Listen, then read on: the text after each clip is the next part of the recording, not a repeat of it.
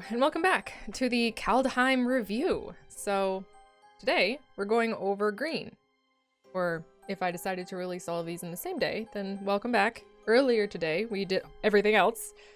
And now, we are finally doing green.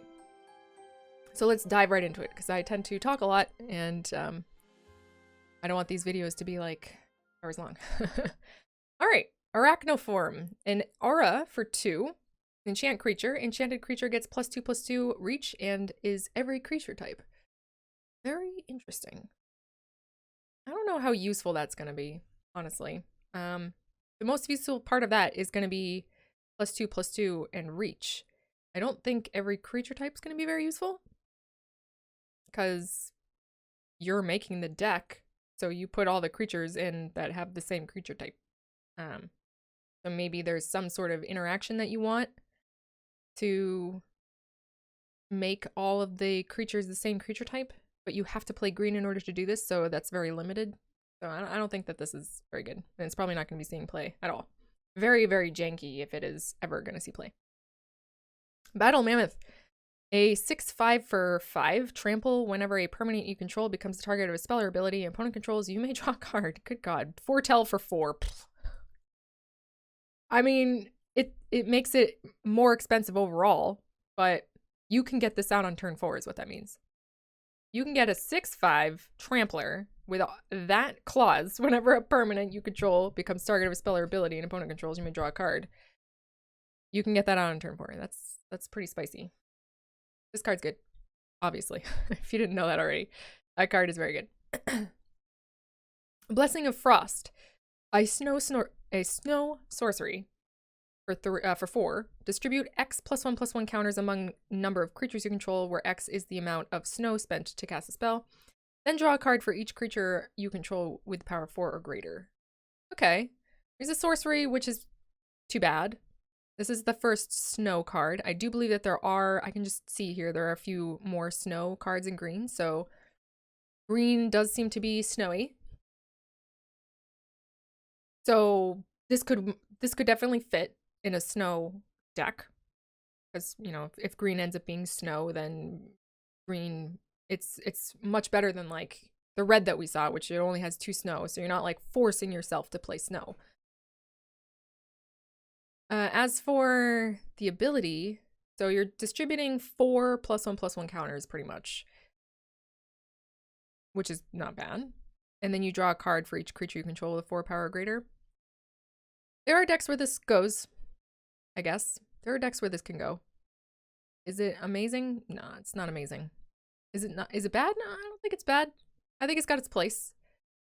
I think it's got its place. Snow decks. Snow decks with big creatures, that's where its place is. Blizzard Brawl, a snow sorcery for 1 green. Choose target creature you control and target creature you don't control. If you control 3 or more snow permanents, the creature you control gets +1/+0 and indestructible until end of turn, and then those creatures fight each other.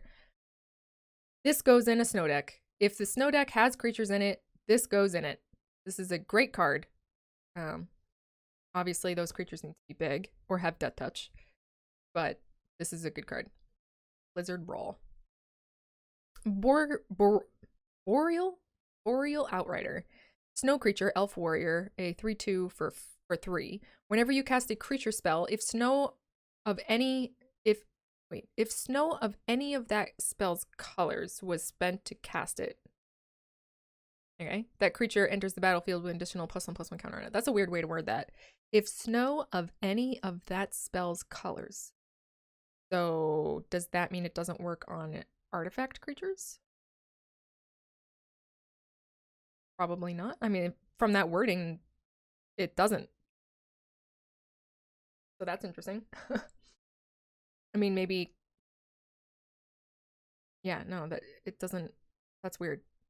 That is strange wording to me. But yeah, okay. So it's a snow creature that puts +1/+1 counters on other creatures that are cast if you use snow to cast them. Fine, whatever. I mean, it's a limited. It would be good in limited if you managed to like build a snow deck in limited, which will be fun. That would be a fun thing to try and do. So maybe I want to play limited here. In Kaldheim. I'm excited for Kaldheim. I might play limited for Kaldheim. Other than that, I don't know. I don't think it's very good other than that. Broken Wings. Destroy target artifact, enchantment. Ooh, I'm sorry. Hopefully that didn't sound so bad. Destroy target artifact, enchantment, or creature with flying. Okay, whatever. Probably not seeing any play. That's very expensive for what it does, so. No, I don't think it's being played. Canopy Tactician. Other elves you control get +1/+1 and add 3 green. So it's a 3/3 elf warrior for 4. A little expensive, but it's an elf an elf lord, and it adds mana, like it's a ramp, like, yeah, you put 4 of these in your elf deck. Yep. And we're gonna see a lot of elves here today in this video. We're gonna see a lot of elves, and a lot of them are gonna be very good. So, because elves is gonna be a thing in this set. Elderleaf Mentor, a 3/2 elf warrior for 4. When Elderleaf Mentor enters the battlefield, create a 1/1 green elf warrior creature token. No, not good enough, I don't think. And it's not, I was gonna say it's not bad, but it's bad. It's bad. Elven Ambush, create a 1/1 green elf warrior creature token for each elf you control. Yeah, it's very expensive, but you could probably play with 1 or 2 of these in an elf deck, I would say. Elven Bow, for 1 mana. When Elven Bow enters the battlefield, you may pay 2. If you do, create 1/1 elf warrior creature token and then attach the bow to it. Equip a creature that gets +1/+2 and has reach. So you're paying 3 mana for a 2/3 with reach that has the ability to augment some other elves at some point. Still not good. I don't think this is good. I haven't liked any of these equipments here that like create stuff if you pay more. They're just very mediocre. All right, Elvish War Master, a 2/2 elf warrior for 2. Whenever 1 or more other elves enters the battlefield under your control, create a 1/1 green elf creature token. This ability triggers only once each turn. Oh, okay. That makes me a little less worried. So that's fine. It just creates 1 green elf token every turn that you actually cast an elf. And then elves you control get +2/+2 and gain Deathtouch until end of turn for like 1 billion mana. Fine. This is fine. Whatever. Like, you put it in an elf deck, I guess, if you don't have anything better to play. Just to like build your elves up. But is this a great elf? Like, not really. Not really. Esika, God of the Tree. A 1/4 god for 3. Vigilance. Add 1 mana of any color. Other legendary creatures you control have vigilance and add 1 mana of any color. Interesting. Huh. And then the Prismatic Bridge. So, all 5 colors. At the beginning of your upkeep, reveal cards from the top of your library until you reveal a creature or planeswalker card. Put that card into the battlefield. Whoa. And the rest into the bottom of your library in any order. Whoa. So, it is not incredibly difficult to get all 5 colors. As you might see by some people who will play the enchantments deck, the shrines. So when I built that shrines deck, I was worried that I would have trouble getting to all different 5 colors of mana, and it was not hard. Actually, it was pretty easy. So this is going to be easy to do. And then at the beginning of your upkeep, you get to put a creature or a planeswalker into play for free. Whoa. That's good. The front of it is kind of weird, but I guess it helps you get there. This helps you get more, the mana so that you can cast your World Tree, but you don't want to cast the front of this one. Unlike a lot of the other gods, this is not the one that you really want to be casting. You want to cast this one. So this is very good. This seems very good. You just have 4 of these, and then you put a bunch of really amazing things into your deck. And then you just get one of all of these amazing things every turn. Any color. All colors. Planeswalkers, creatures, all the things. And then you just protect this bridge, and that's all you need. Seems good to me. Okay. Esika's Chariot. Legendary artifact for 4. A 4/4 legendary artifact for 4 vehicle. When Esika's Chariot enters the battlefield, create 2/2 green cat creature tokens. And then whenever it attacks, create a token that's a copy of target token you control. Huh, interesting. So it creates a token of another token. That's interesting. But it makes 2/2/2 kitties. That's also interesting. There must be jank. There's got to be jank in here somewhere. I'm going to guarantee you, actually, there is jank in here, and I will try my best to find it. I don't think that it's good otherwise. I mean, it's a 4/4 for 4 that creates more power than that, but you have to use that power that it creates in order to crew it. I mean, it's nice that it gives you its own crew,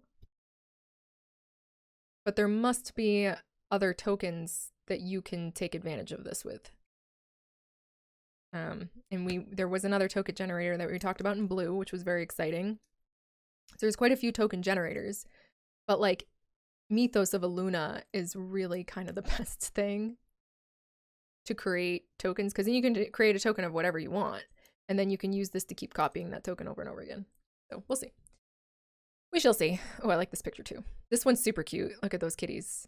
They're just like big house cats. This one's looks cool because of the border, but the artwork is not as cute. All right, Finn the Fangbearer. I know this one. I've already built a deck around this one because of course I did. A 1/3 human warrior for 2 with Deathtouch. Whenever a creature you control with Deathtouch deals combat damage to a player, that player gets 2 poison counters. Then a player with 10 or more poison counters loses the game. That sounds good to me. I want it. I want it, and I want to make a deck out of it. And there's plenty of Deathtouch synergy right now. There's not as much as there has been in the past. Unfortunately, the spirit that makes all of your spells Deathtouch doesn't exist, which is unfortunate, but there is a lot of Deathtouch right now, and I'm totally going to be making another Deathtouch deck, which means it's going to be my 3rd Deathtouch deck. I think that is the theme of which I have made the most decks out of in my history of being a Magic the Gathering content creator. And I'm okay with that. I think that's fine. Gladewalker Ritualist, a 3/3 shapeshifter for 3, changeling. Whenever another creature named Gladewalker Ritualist enters the battlefield under your control, draw a card. So like, if you find a way to copy this card, create a token of it, then you can create a token of it with Asika's Chariot every turn and just draw a billion cards. Like more and more and more and more and more cards. Because every single Gladewalker says the same thing.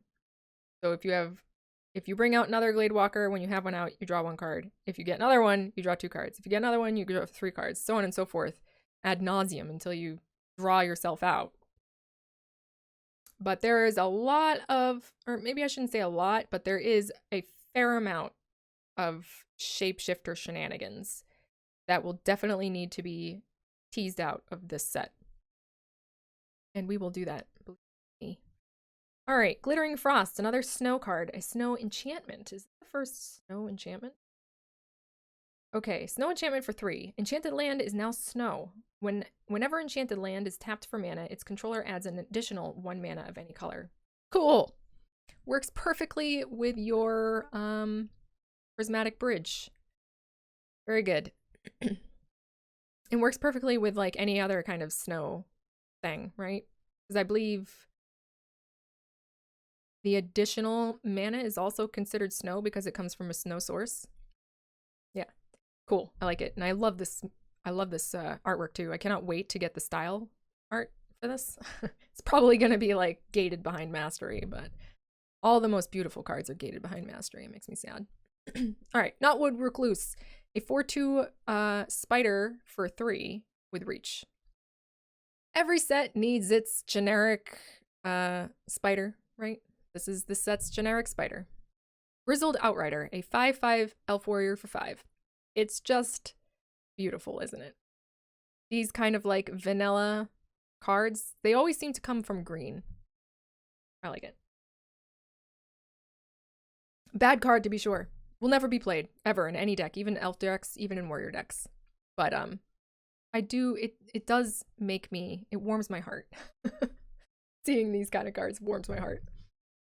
All right, Guardian Gladewalker, a 1/1 shapeshifter for 2. Changeling, whenever Guardian Gladewalker enters the battlefield, put a +1/+1 counter on target creature, including itself, so that's fine. So it's like a changeling bear. I mean, maybe in a changeling deck, depending on how many good changelings there are. Horizon Seeker. Actually, yeah, because it pretty much works with any... So you could put this in an elf deck, and it would still be considered like an elf, right? Because it's got changeling. I just don't think you would. Horizon Seeker. A 3/2 human warrior for 3. Boast. For 2, search your library for a basic land card, reveal it, and put it into your hand, then shuffle your library. No. It's not good enough unless it puts it into play, right? And a 3/2, like how often is a 3/2 going to be attacking? This is good in limited. This is a good limited card. That's it. All right. Eyeside Troll. A 2/3 troll warrior for 3. A snow creature. For 2 snow, Eyeside Troll gets +2/+0 and gains indestructible until end of turn. Tap it. Okay. Might be a key card in some shenanigans, but for the most part, nope. In Search of Greatness, an enchantment for 2 green. At the beginning of your upkeep, you may cast a permanent spell from your hand with converted mana cost equal to 1 plus the highest converted mana cost among other permanents you control without paying its mana cost if you don't scry 1. Interesting.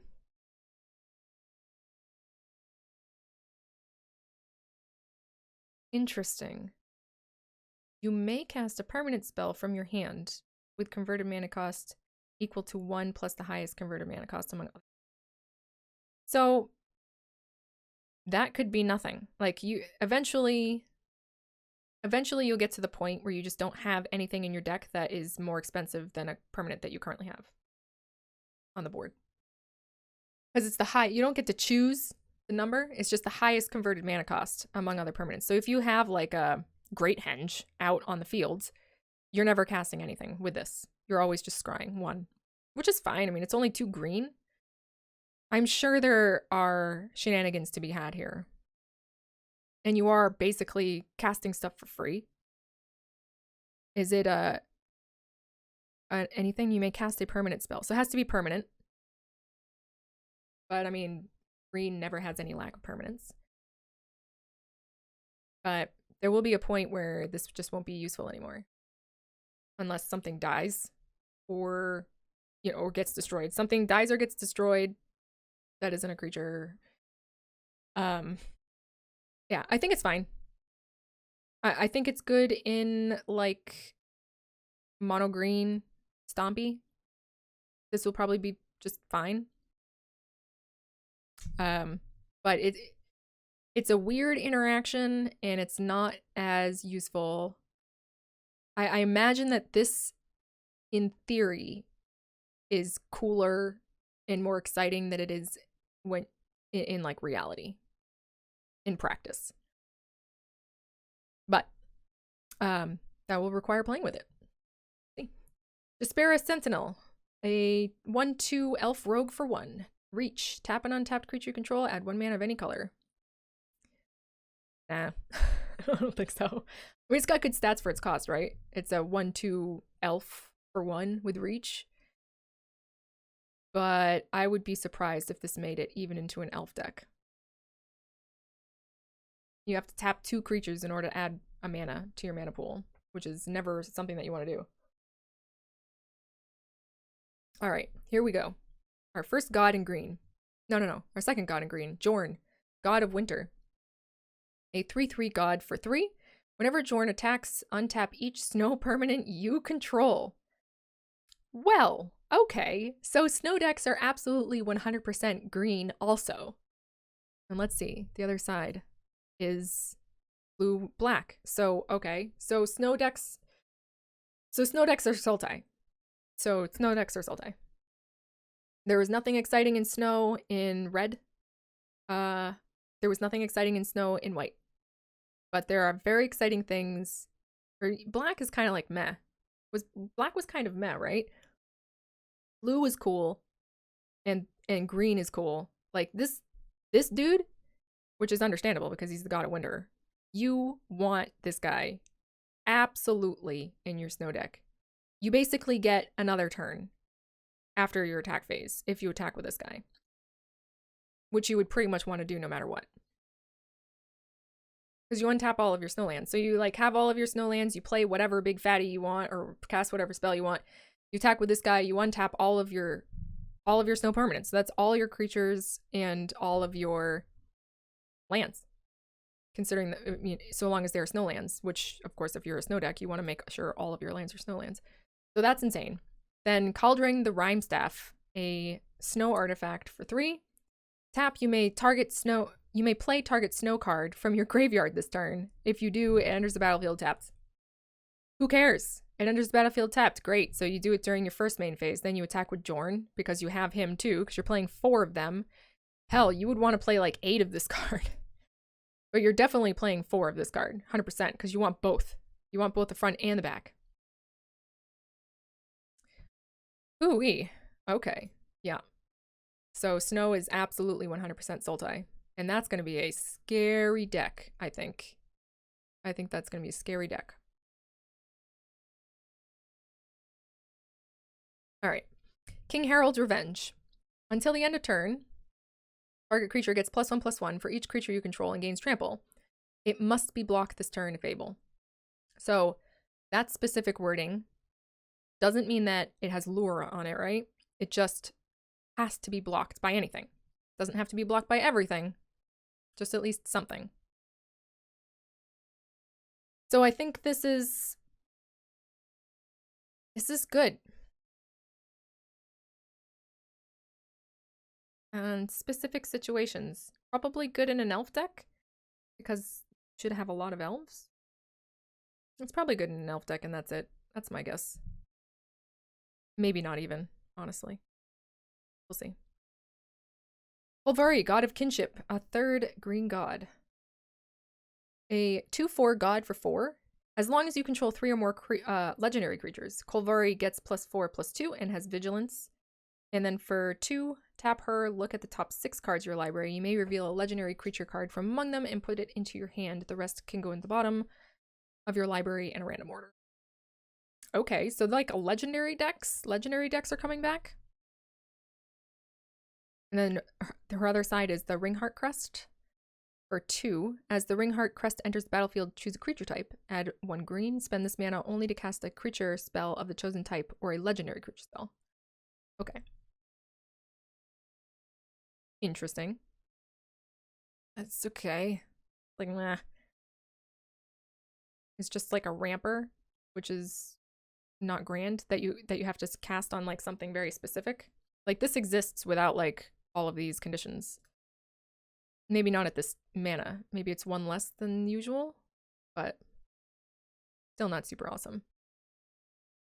This one is the interesting one though. So she's basically a 6/6 when you have 3 or more legendary creatures, and she, you know, and that includes her, right? So you just need 2 other legendary creatures. So you could build a legendary deck. Usually when you build some sort of like legendary thing, you want planeswalkers in it, but this does not interact with planeswalkers. Interesting. This is an interesting card. We'll see what becomes of that. Lajara Glade Warden, a 3/3 shapeshifter for 4. Changeling, for 3, tap, exile a creature card from your graveyard, put 2 +1/+1 counters on target creature, activate this ability only every time you cast sorcery. Okay, that's pretty bad. There are probably way better changelings. I mean, the best thing about this card is that it's a shapeshifter, but the stats are bad, and exile a creature card from your graveyard, put 2 +1/+1 counters on a target creature. Doesn't seem super great. You can only do it during sorcery, so it's like, yeah, very eh. Mammoth Growth. An instant for 3, target creature gets +4/+4 until end of turn, and you can foretell it for 1. Nice. Every set seems to need a giant spider, and every set seems to need a giant growth, and this is this version's giant growth, which is fine. Won't be played, but it's fine. Expected. Masked Vandal, a 1/3 shapeshifter for 2, changeling. When Masked Vandal enters the battlefield, you may exile a creature card from your graveyard. If you do, exile target artifact or enchantment an opponent controls. Interesting. I mean, I don't know how many changelings there are, how many shapeshifters there are. I'm probably going to try and make a shapeshifter deck because there's like a lot of really cool stuff going on there. And if there is space, then this will definitely go in there because it's just artifact and enchantment removal. And there's like a lot of really cool artifacts and enchantments out there right now. So I imagine they're going to be popular. So I think this card is fine. This card is a fine filler for a shapeshifter deck. Or maybe not just a shapeshifter deck, but any kind of tribal deck that plays with green could use this. So I think it's fine, and I think it will see play. Old Growth Troll, a 4/4 troll warrior for 3, all green, trample. When Old Growth Troll dies, if it was a creature, return it to the battlefield. It's an aura enchantment with Enchant Forest you control, and Enchanted Forest has add 2 forest, 2 green, and for 1 and tap this, sacrifice this land, create a tapped 4/4 green troll warrior creature token with trample. Yeah. I mean, pretty sure this is going in every mono green deck. Definitely. It's like a recurring 4/4 trampler for 3. 3 pips too, you know, like that makes your lands tap for more. This is an amazingly good card. Yeah, definitely going in green. Mono green beats. Yep. All right, Path to the World Tree. An enchantment for 2. When Path to the World Tree enters the battlefield, search your library for the basic land card, reveal it, and put it into your hand, and then shuffle your library. So snows are not basics, right? Or are there basics that are snows? I'm gonna peek. I'm gonna peek quickly. Yes. Yes, there are. There are basic lands that are snow lands. That is good to know. All right. Moving down. And then for everything, for the whole rainbow plus 2 more, sacrifice Path to the World Tree. You gain 2 life, draw 2 cards. Target opponent loses 2 life. Path to the World Tree deals 2 damage to up to 1 target creature. You create a 2/2 green bear creature token. Cool. Is it good? No? Pretty sure the answer to that is no. But Gigantha likes this card, I guess. Gain 2 life, draw 2 cards, deal 2 damage to target opponent, deal 2 damage to a creature, and make a bear. See, I don't know. I guess it's not bad. It's not bad. Does it go in a shrine deck? I don't think so. Like maybe I don't think so. I don't know where this goes. It is interesting to say the least, but I have no idea where it would go just yet. All right, Ravenous Lindworm, a 6/6 worm for 6 because you always need so.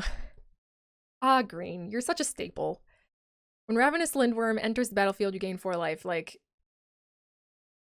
every good set needs a giant like spider, every good set needs a giant growth, and every good set needs a crawworm, right? So this is the crawworm.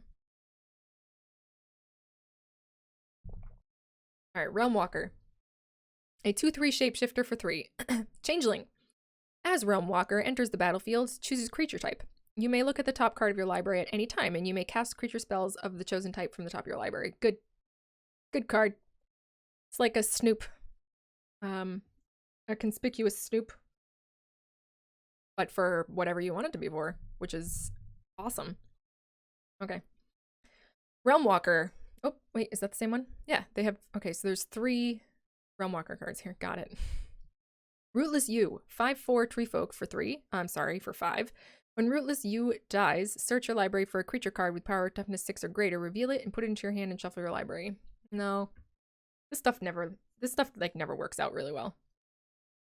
The like search your library for XYZ. I mean, it is a 5/4 for 5, which like isn't the worst in the world. It's not great either, but it doesn't have any kind of like way of getting away from creatures like flying or trample or any of that stuff. And it only does something interesting when it dies. Yeah, this is a bad card. Roots of Wisdom. Mill 3 cards, then return a land card or an elf card from your graveyard to your hand. If you can't, draw a card. Huh. Yeah, I don't know. I don't know enough about elves to know whether they are synergistic with mill. I think they are, right? Because the elves are going to be black-green.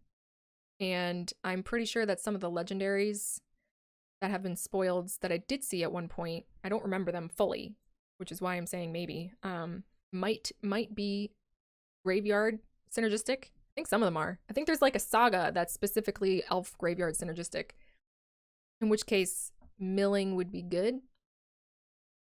And this does get elf cards back from the graveyard to your hand. So obviously this card's only good for elf cards.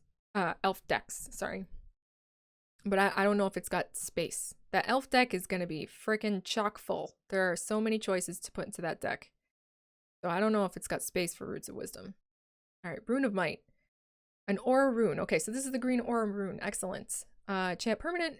When it enters the battlefield, draw a card. Yep. As long as enchanted permanent is a creature, it gets +1/+1 and has trample, and then the same thing for the equipment. Yep. I mean, along with the black one and this one are the only ones that I can see as being good at all. Because trample is relevant. And putting trample on an equipment is good. I mean, most good equipment has trample, but say you put this on that dwarf axe, right? The one that makes them giant, depending on how many dwarves you have, and deals double damage or whatever. Like, this is something that you would want to put on that. But I don't think you want green to be playing green in a dwarf deck. Whatever, I don't know. I still think that this is not bad. This rune is not bad.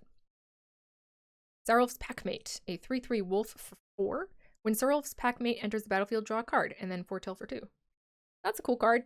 It's probably not going to see too much play outside of limited, if any, but I do like that. And drawing a card, and you can split it up. You can foretell it, which means that you can cast it on turn 3. So a 3/3 on turn 3 that draws you a card is not bad. Sculptor of Winter, a 2/2 elf rogue snow creature for 2. Untapped target snowland. Ooh. I think that makes its way into snow decks. With that enchantment, right? Because then you could tap with the enchanted snowland to get 2 mana of any color, and then you can untap it and tap it again, so you get 4 mana. So I think that's worthy. I think that's worth playing this in a snow deck. It really depends on what else goes in there. I mean, we've already seen that there's a lot of really good stuff that can go in there. So this is a contender. I'm not sure if it's like 100% this goes in there, but it's definitely a contender. Because I'm not even sure if that enchantment goes in a snow deck, to be honest with you. But if that enchantment goes into a snow deck, you would want to try and put this one in there too. And vice versa. But that's like 8 cards in your deck already. And I don't know if snow's so expensive that you need ramp. So you'll have to see. We'll have to see. It's worthy of considering, for sure. Snakeskin Veil, an instant for 1. Put +1/+1 counter on target creature you control. It gains hexproof until end turn. Yep. This is quite good for any kind of deck that you want to protect a creature from, you know? Very good. Good combat trick and good way of protecting your creatures. So, yeah. All right. Spirit of the Aldergard, a 0/1 bear spirit, snow bear spirit for 4. When Spirit of Aldergard enters the battlefield, search your library for a snowland card, reveal it, and put it into your hand, and shuffle your library. Spirit of Aldergard gets +1/+0 for each other snow permanent. Each other snow permanent you control. Woo! Okay, so it doesn't have trample. If it had trample, I would be way more impressed. I mean, snow reminds me of Gates a little bit. And you had Gatecrasher Ram in Gates, which was the main problem with, I mean, it was just so hard to deal with that creature. So this is kind of a wannabe Gatecrasher Ram, and it's not nearly as good. It's not nearly as good. So on turn 4, it's a 4/4 probably. Like if you cast this on curve, it's a 4/4. Perhaps more than that if you've cast other snow permanents, like say you have the Sculptor of Winter and the enchantment, right? So in that case, it's a 6/4 or 7/4 maybe even. But it still only has 4 toughness, right? Which means that it's still pretty easy to kill. And then it doesn't have any evasion like Gatecrasher Ram had. Gatecrasher or Gatebreaker Ram had trample and vigilance, which was just bonkers. Which is why it was so difficult of a creature. So this one's definitely more balanced than that. But is it good enough to put into a snow deck? And the answer is maybe. Maybe. That requires playtesting. There are a lot of good snow things. And I'm not sure if this is one of them. It's not bad. I can't tell you for sure whether it is or isn't, but it's not as good as what I would like it to be. That's for sure. So anyway. Struggle for Skemfar, a sorcery for 2. Put a +1/+1 counter on target creature you control, then that creature fights up to 1 target creature you don't control, and then foretell it for 1. Whatever. It's a fight card. It's fine. It's not an amazing fight card. It's not Blizzard Brawl, for sure. But whatever. I don't see it being used very much, if at all. Toski, Bearer of Secrets. Legendary squirrel creature, 1/1 for 4. This spell can't be countered. Indestructible. Toski, Bearer of Secrets, attacks each combat if able. Whenever a creature you control deals combat damage to a player, draw a card. Whoa. Nice. This is a nice card. Oh, this will go well in Deathtouch decks. Because people don't want to, block Deathtouch creatures. And Deathtouch creatures are usually like very small power, so they just let them in. They don't care. And this would punish that behavior. Either you have to sacrifice your creature to kill my Deathtouch creature, or I draw a card for each Deathtouch creature that gets in. And that will, turn in your favor very quickly. I don't know what else it belongs in. Flying, maybe, but it's green, so green doesn't really have a lot of flying.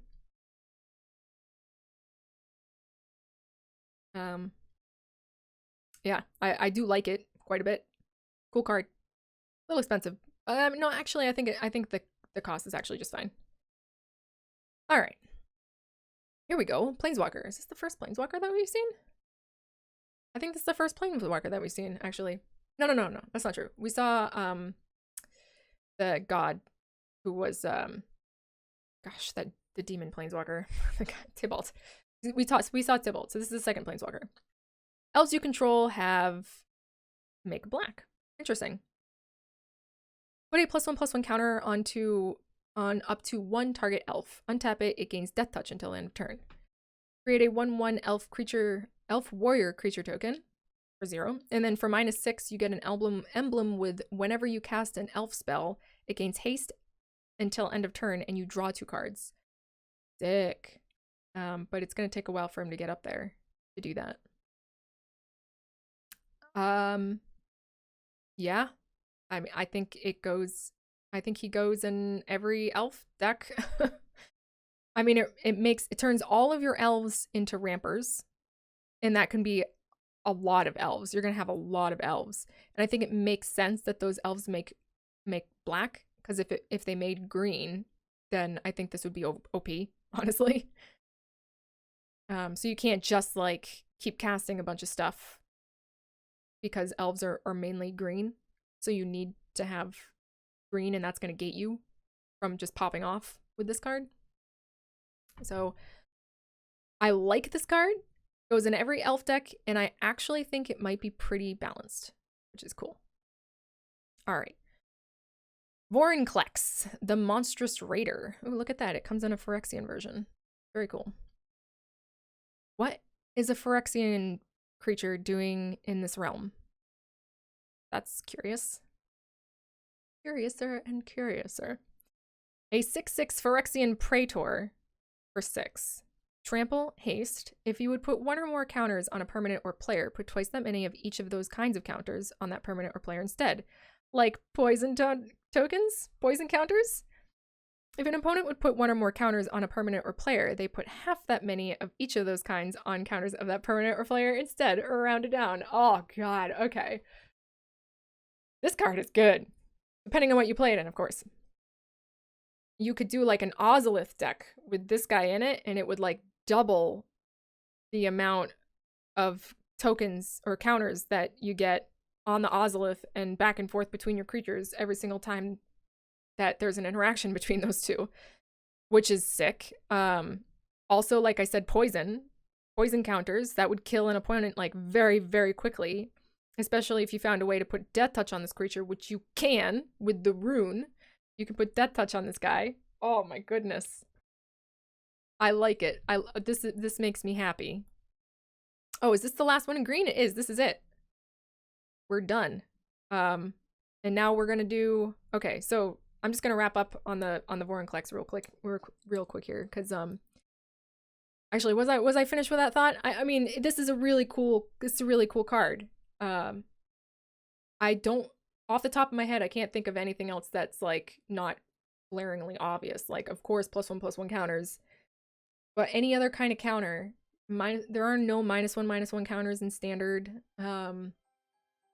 What other kind of counters are there? Like, if you're talking about like flying counters and Deathtouch counters and menace counters, then like who cares? You don't need 2 of those because that's superfluous.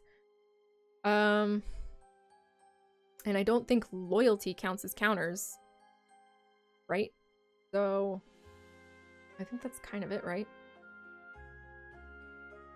No. Okay, stuff like Midnight Clock. Midnight Clock, and there's another artifact that I know exists in this set that also puts counters on it. And once it reaches a certain amount of counters, then you do something. Not like I think that's really relevant. I highly doubt people are going to play this with those artifacts just to get them to their point faster. I'm more excited about the Ozolith and poison counters. Which I'm totally going to play around with. So very, very cool. Very fun. All right, so for the next video, we're going to do probably all of the gold cards. It's a lot of gold cards. Yeah, but there's not very many artifacts. Okay, so that's what we're going to do. We're going to do all of the gold cards, all of the artifacts. Sorry, that's probably making some people sick. And then the lands. Because most of the lands, as you can see, are just going to be like basic lands or snow lands, so we can go through all of those quickly. So one more video after this one, and then we're done. All right, I hope you guys have been enjoying the series so far. I've definitely been enjoying. I'm happy to like go through all of these cards and like come up with ideas. It makes me very excited for Kaldheim, which will be releasing in a couple weeks, so very excited. Anyway, I hope you guys are all having a great week, and I will catch you all next time. Ciao.